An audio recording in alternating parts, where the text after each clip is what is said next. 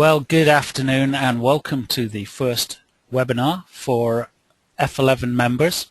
What we're going to do this afternoon is talk you through my raw processing post-production workflow. And I'm going to be talking to you about the fundamentals of post-production. So the first thing I'm going to do is open up my picture that I've chosen from my shoot that I want to work on in Lightroom. Now, I use Lightroom because I find it a very useful piece of software for processing my raw files, but also it's a very flexible tool for managing our library here in the office.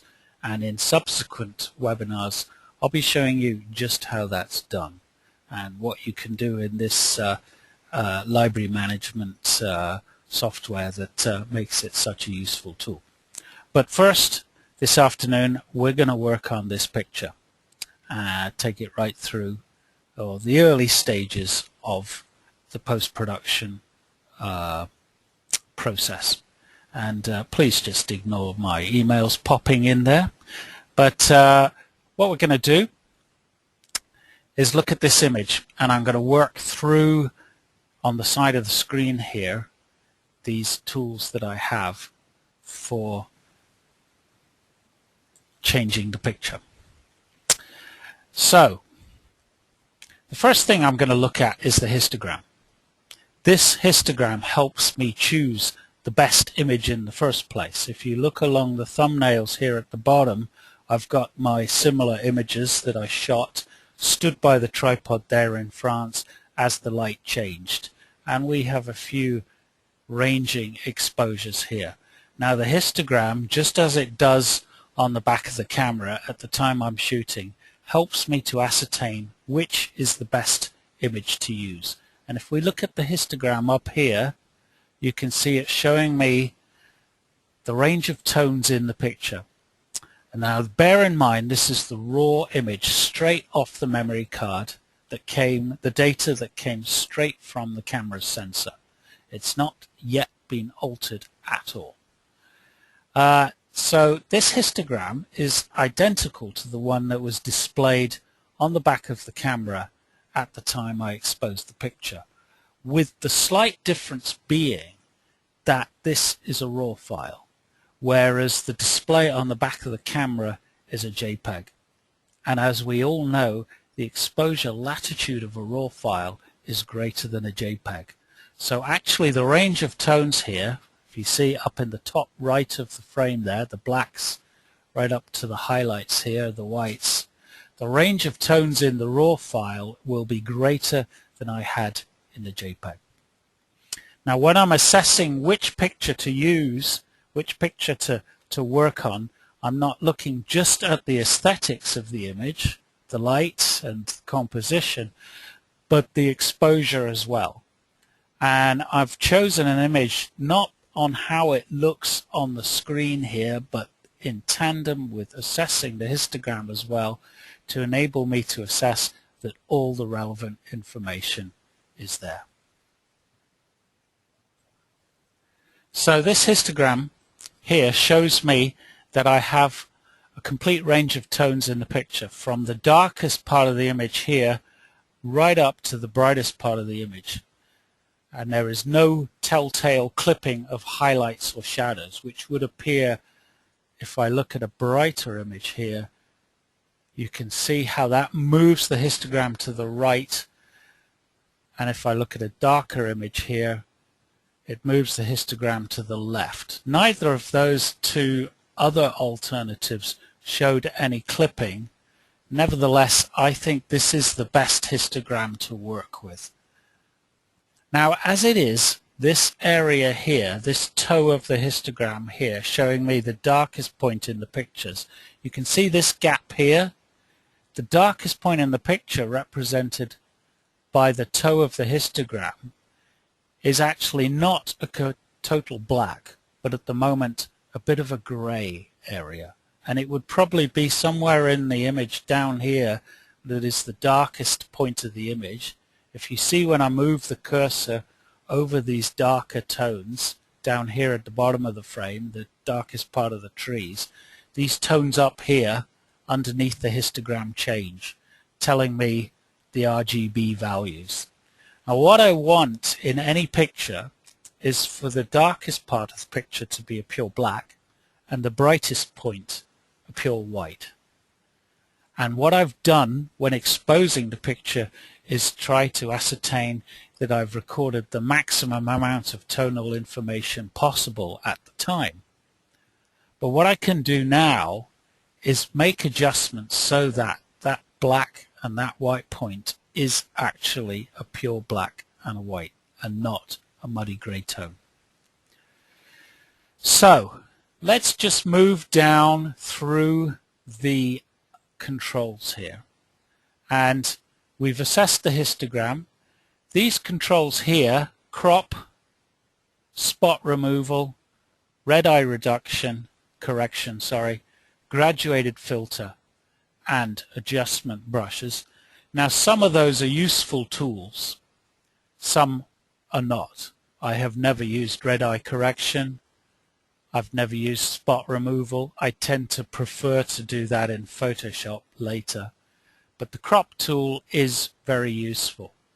But this image here, actually, what I always virtually try to frame in camera. I want to make the most of all this precious image area. This picture is composed just as I want it. I don't need the crop tool. Graduated filter is a very useful tool, but I'll be coming back to that later. I don't want to use it at the moment. And the adjustment brush as well. Quite a useful tool to work with, but for the moment I'm going to move forward and work on the color of this picture. Now you can see here it shows the color as shot. White balance as shot. If I go to that drop down menu there, these are the controls which look very familiar from our camera white balance settings. I can click on any of these, go to auto. That's trying to automatically correct the color balance of the picture, daylight, cloudy, and so forth. And you can see these are presets built into Lightroom to adjust the color balance of the picture. And one of the great flexibilities about working RAW is that we have this option to fine-tune the color balance of a picture subsequently in post-production. But actually I very rarely do that. This image was shot with a daylight white balance on the camera at the time. That means that the color quality of the light is recorded faithfully without the camera trying to correct it. I don't want to correct it at this stage either. It's perfect for me. And my motto for all post-production is, if in doubt, do nothing. So I'm not going to alter that at all.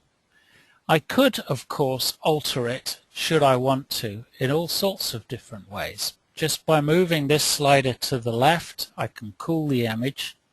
It'll go too far and it looks totally gruesome. Going the other way, warm the image as well. Now that's all well and good, but as I said before, generally speaking, I hardly ever color correct my pictures. I go with what Mother Nature gives me.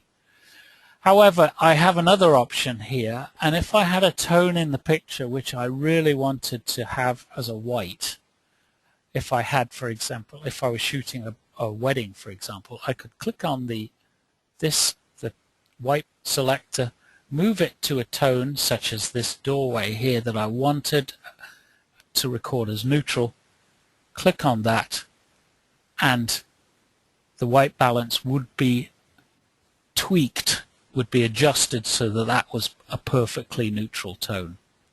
In this particular case, the difference is virtually indecipherable from the as shot setting. So I'm going to return to that.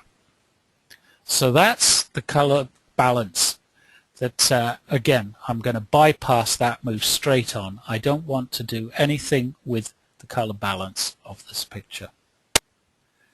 Now the next thing I want to do is to come back to the histogram and adjust my black and my white points so that I have a perfect range of tones in the picture from a pure black to a pure white.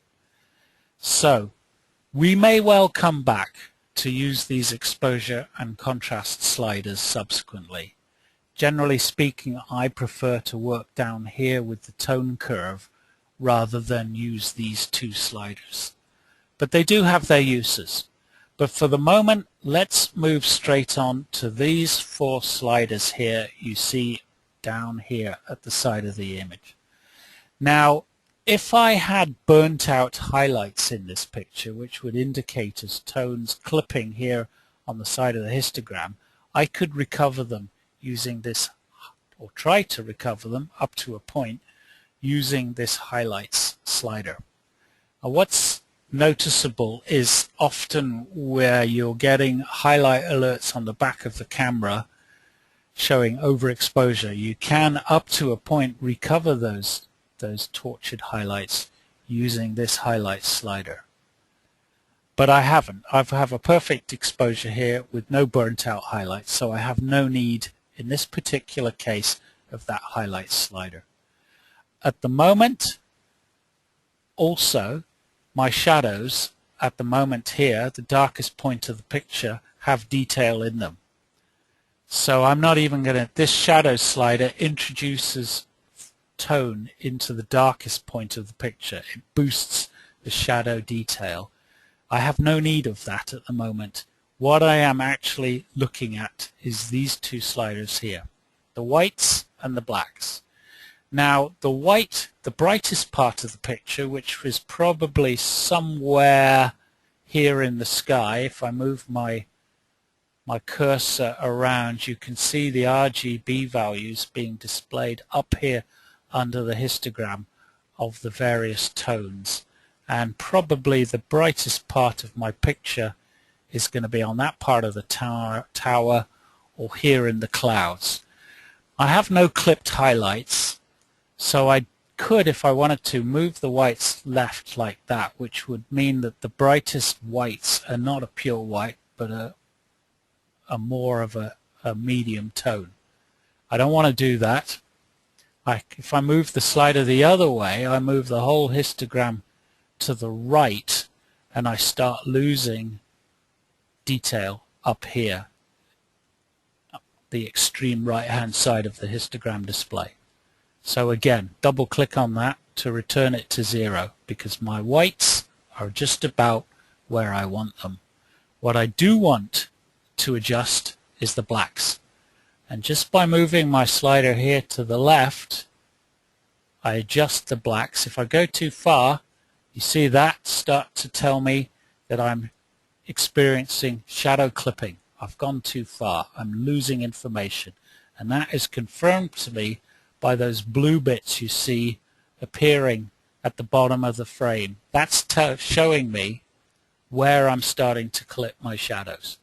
So I've gone too far with my black point adjustment. I need to come back until the histogram tells me that the darkest tone in the image is a pure black. And that will be confirmed to me if I move my cursor over some of the darker points here in the image. Those values underneath the histogram are very low. The histogram is showing me I have now a complete range of tones in the image from black to white. But the picture is still a long way from where I want it to be. I've not adjusted the aesthetics of the image. I'm just setting my black and my white points. So now that I've got this image, how I've adjusted the tonal spread in the image, now it's time for me to start adjusting just how dark or bright I want that picture. Remember, in camera we've exposed to the right to make sure that we've recorded as much information as possible. That's given me a picture which looks a bit washed out, a bit wishy-washy, a bit overexposed, too bright. I can now take care of that. I could of course just go back to the exposure slider here and move it left or right until I get the darkness I want. That's one way, and there's nothing wrong with doing that. But I find actually this tonal curve here gives me so much more control over this fundamental adjustment. The first thing is just by grabbing a midpoint on that curve and dragging it to the right, I darken the picture, or pushing it up to the left, top left, brightens the picture. At this point, I just want to try and talk about what this tonal curve is showing us. At the moment, you can see here I've got it set to linear. Now this tonal curve represents the range of tones in the image, with the darker points being down here at the left, the bottom, and the brighter highlights up here at the top of the curve. You can see in the background of the tonal curve is showing us our old friend, the histogram display, which stays with us right through this workflow process. So just by adjusting the shape of this curve, I can have a radical effect on the look of the picture. Not just brightness, right or left, but by altering the shape as well. Let's go back to where I started, linear. And if you come in here now, and I go to one of Lightroom's presets here, it's called medium contrast. And you can see there it has put in a shape that is got a very slight S shape to it. If I go to strong contrast, the effect is increased, and you can see that in the picture. That's a very high contrast picture. Now those are presets which are occasionally useful, but actually we have the ability to adjust this tonal curve to suit exactly how I want it. This is a very, very flexible tool to use. Let's just ascertain what I do with this tone curve. If I put in, as I demonstrated before, an S by boosting the highlights and dropping the shadows, I introduce contrast. I can, of course, go the other way. Boost shadows, decrease highlights, and I take contrast out of the picture. Let's just go back to where I started.